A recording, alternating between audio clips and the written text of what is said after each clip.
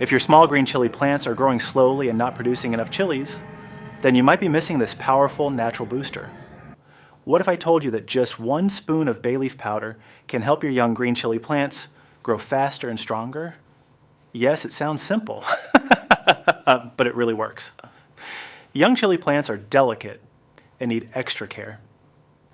Bay leaves are packed with natural compounds, minerals, and antibacterial properties that help improve soil health and support early plant development.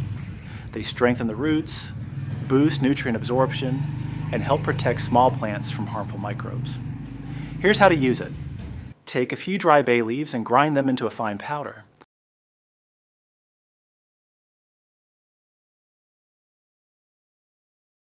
Now take half to 1 small spoon of this powder and sprinkle it lightly around the base of your small green chili plants.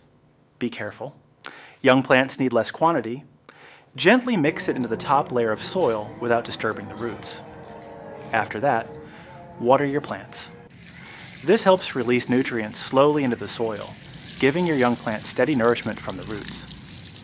Use this method once every 12 to 15 days for best results.